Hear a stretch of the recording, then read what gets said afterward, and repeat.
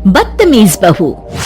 सभ्यता से भरपूर शास्त्री परिवार की इकलौती बेटी मोहिनी को बचपन में ही पढ़ाई के लिए विदेश भेज देते हैं, जहां से वो सालों बाद ग्रेजुएशन पूरी करके इंडिया वापस आती है, जो अब संस्कार, सभ्यता, संस्कृति जैसी चीजों से कोसों दूर होती है।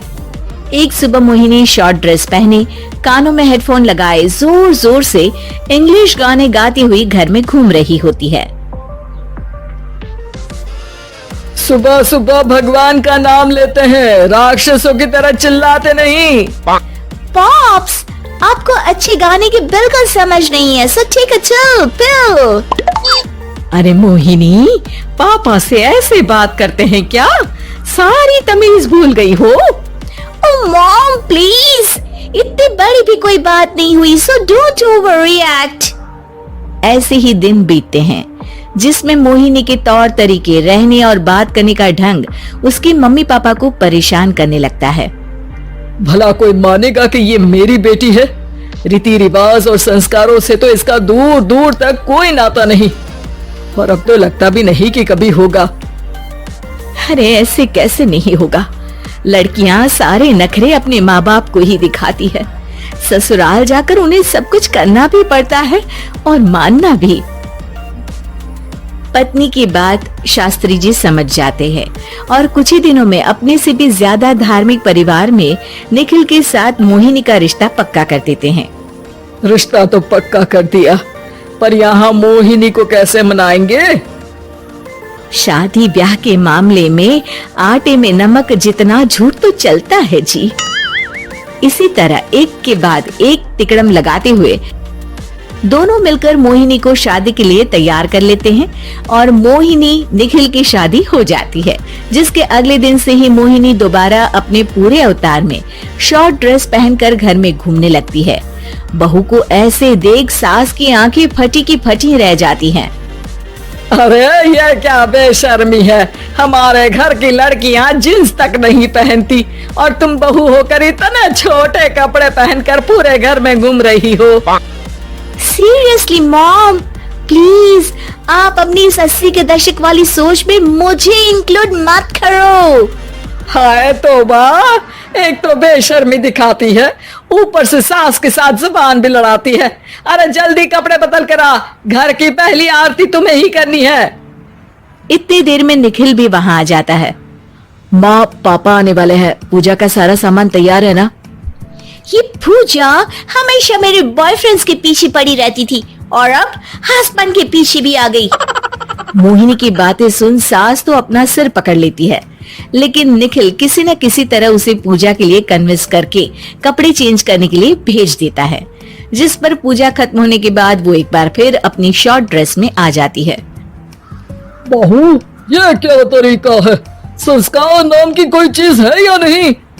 नहीं ससुर जी, संस्कार मेरा दूसरा बॉयफ्रेंड था, अब तो मेरा उससे कोई कांटेक्ट नहीं है। मोहिनी का जवाब सुन के ससुर तो भगवान नाम जपते वहां से चले जाते हैं, लेकिन सास बहू के बीच कहासुनी फिर शुरू हो जाती है, जिसे इग्नोर करते हुए मोहिनी घर से बाहर चली जाती है और देर रात घर वापस आती है। मोहिनी, मैं जानता हूँ कि तुम विदेश में रही हो और तुम्हें वहीं की आदत है, पर यहाँ चीजें कुछ अलग है। अगर तुम उस हिसाब से कुछ एडजस्ट कर लो तो सबके लिए सही हो जाएगा। I am not in a lecture mood. Good night. अगली सुबह मोहिनी देर से उठकर एक बार फिर उसी तरह सबके सामने आती है, जिस पर उसकी सास कुछ बोले उससे पहले ही मोहिनी की दोस्त मोनिका और रेचल वहां आ जाती हैं। Oh hi darling, how are you? OMG, we missed you so much. I missed you too darling. Ram Ram, इन्होंने तो तुमसे भी छोटे कपड़े पहने हैं। अरे तुम लोगों के अंदर कोई शर्म लिहाज बाकी भी है या सब बेच खाई? मोहिनी, तुम्हारी मेड कुछ ज्यादा नहीं बोलती? इस पर मोहिनी की दोस्त उसकी सास का मजाक बनाने लगती है, जिसे सुन निखिल उन्हें जवाब देते हुए कड़वे शब्द सुना देता है और वो सुन के वो दोनों तो मुंह बनाए वहां से चली जाती है, लेकिन गुस्से से लाल मोहिनी वहीं खड़ी निखिल को घूरती रहती है। घूर क्या रही हो? तुमसे शादी की ये सोचकर कि विदेश में पढ़ी लिखी हो, घर में कोई पॉजिटिव चेंज लाओगी, अपनी करियर के लिए एम्बिशियस होगी, पर अपने इस बिहेवियर से उस पढ़ाई के साथ साथ अपने मम्मी पापा के नाम को भी डुबो रही हो। अगर तुम्हें ऐसे ही हाल रखने हैं तो यहाँ रहने की कोई जरूरत नहीं है। निखिल की बातें सुनकर मोहिनी रोते हुए घर छोड़कर अपनी मम्मी पापा के पास वापस आ जाती है। ससुराल में सब कुछ ठीक तो है? वो अपने आप को समझते क्या है? मोहिनी पर चिल्ला रहे हैं? मैं क्यों उसके इशारों पर चलूं? मैं अपनी लाइफ अपने तरीके से जीना चाहती हूँ और वो ना आप लोगों को मंजूर था और ना ही उन्हें है। तुम यहाँ नहीं रह सकती। अपने पापा की बात सुन के मोहिनी हैरान रह जाती है। हाँ, तुमने बिल्कुल सही सुना। अगर तुम्हें अपने इस घमंड, बेशर्मी और बदतमीजी में ही जीना है तो तुम यहाँ भी नहीं रह सकती। बेटी, मैं मानता हूँ हमारे यहाँ रीति रिवाज बहुत मायने रखते हैं और हमने उन्हीं के ओवरडोज से बचाने के लिए तुम्हें विदेश भेजा था। एक लड़की जो शादी करके घर और बच्चे संभालती है, उससे तुम अपने आप को ज्यादा समझ सको इसके लिए भेजा था। तुम उससे ज्यादा समझो और बनो, पर तुम तो किसी दूसरी ही ट्रेन में चढ़ गई बेटा।